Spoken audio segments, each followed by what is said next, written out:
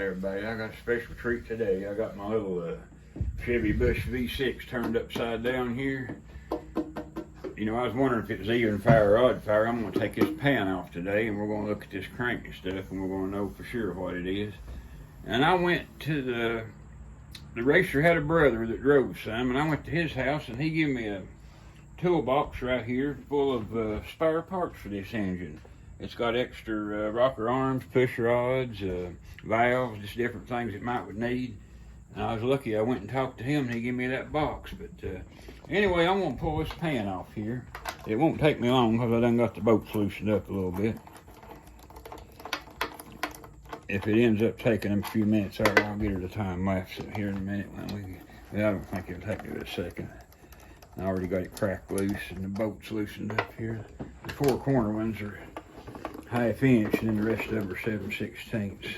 I'll take these four big ones out first.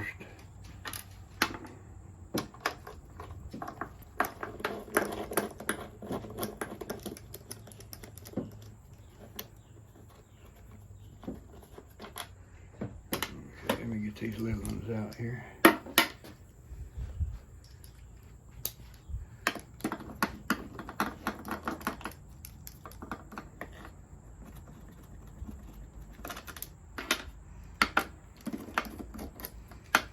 Yeah, I'm excited about this, seeing the insides of this thing. So far, everything's built really well. And right here, I was telling you, it had 899 wrote on the block, and there's a bow tie with a HD in it. That stands for heavy duty.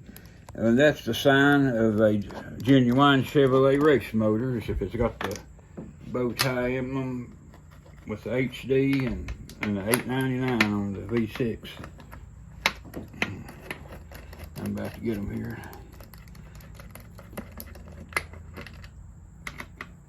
A couple more on this side, and then I'll go over and get them 5 or 6 out over there, and I'll have it.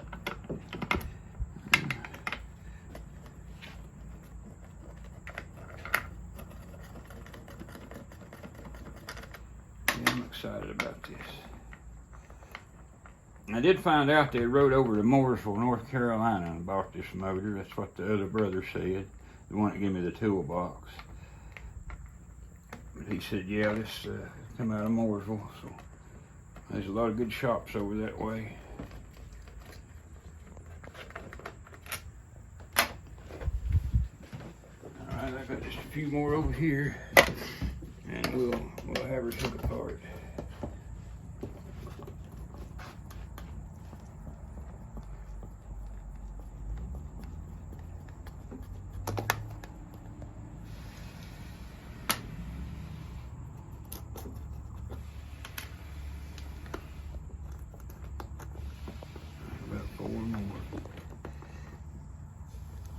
Yeah, I'm still learning more about this little motor all the time.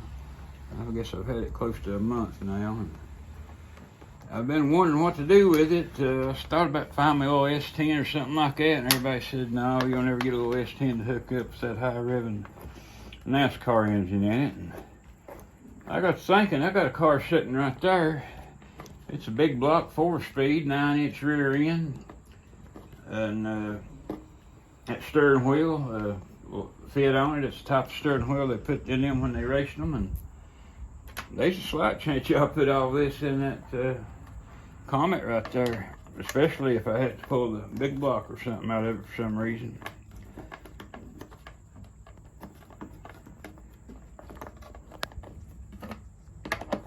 I'm about to get it here. I just got a couple more bolts after this one.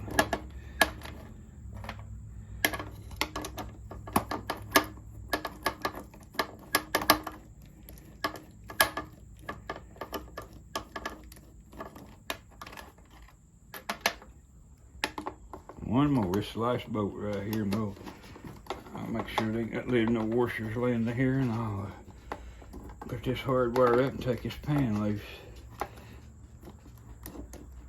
Alright, that's the last one. Let me make sure I got all my washers. There's one. Here's another.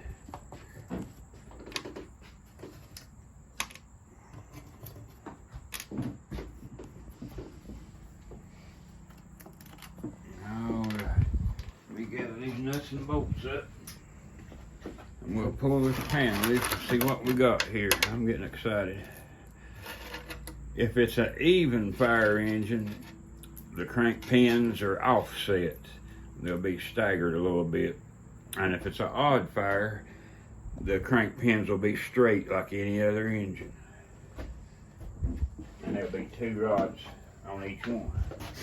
But anyway, here we go. Let's see if I can get this off. It's jiggled there earlier. There we go. Oh yeah, I think it's gonna come up gasket now, I think. There we go. Yeah. Oh my goodness. Let me lay this pan down. I'm already seeing good stuff. Oh, let me grab me a rag here to wipe my hands on. Oh my goodness. Shoot. Those caps say Manley on them. They say Manley on them. And they are the 4 bolts blade. That means that these outer bolts are on an angle, like 20 degrees. That gives it strength. And I'm seeing all kind of little writing on these rods, little decimal points and fractions and numbers. And I'm just about betting that they're all balanced and mic'd and blueprinted down to like a 10,000th of an inch or something. But it's looking like a really stout bottom end. I'm seeing where the crank's probably been balanced. It's been drilled and metal added and took away. But man, it's really looking good. And let me get a little light here if I can find one. Yeah, over here's one. I'm gonna look down in here and see what all I can see inside. It ain't much of a light, but yeah, there's all them numbers on the piston or the rods. And I see something down in the piston. The pistons are Manley too. M-A-N-L-E, whatever that's Manley. Yeah, the pistons look like forged aluminum Manley pistons. These caps, man, that's the beautiful, stoutest caps I've ever seen. Say Manley on them. And it is a odd fire because these, see how these 2 rods on each crank pin and they're not offset. So it means I got me a little odd fire Chevy V6. And right here's the word Baker on the crank right here. I'm going to have to check into that. That wouldn't be Buddy Baker, I don't think. I believe he had already quit driving by the 89 or 90 by the time this motor was made. Boy, it's got all kinds of fractions wrote on the side of it too there. This is a really stout motor. Really stout. But anyway, it looks like I've got a Manley bottom end. Looks like Manley pistons, caps. Oh well, that's I-beam. Or no? Yeah, no, it's H-beam rods. It's got yeah,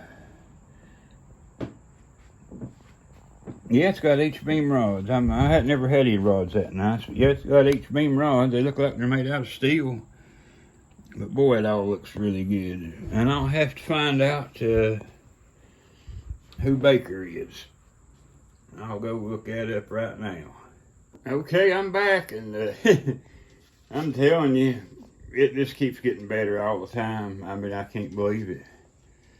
AI, I've got artificial intelligence, the kind that you got to pay a few dollars for. It works pretty good.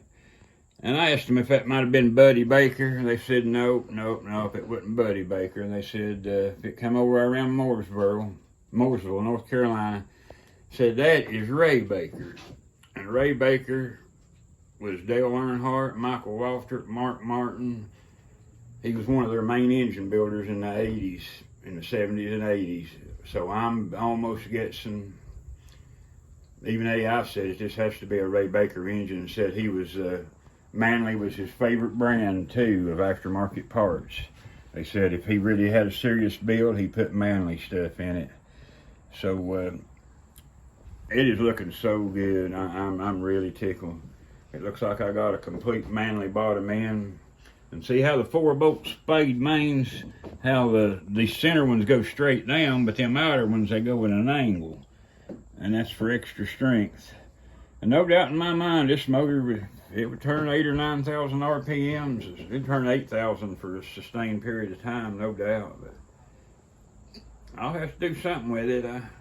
I talked to the North Carolina Motorsports Hall of Fame, and they wanted me to bring it over and make a display out of it. And they was just excited about it. Said they didn't have no 6-cylinder Bush stuff over there. They want me to put together a display and take it over there, but I really don't have the means to get it over there. And my neighbor had it. It's got sentimental value at this point, and I think I might end up finding something to put it in the way it's looking. And if I do, it's going to be exciting. But anyway, that's my little NASCAR V6 Chevy Bush engine, possibly built by Ray Baker, Dale Earnhardt's engine builder. And it's Manley. It's got all Manley stuff in it. I can see Manley even written down on the inside of the pistons down in there. I see Manley. And these steel H-beam rods, they have to be like the strongest available at the time.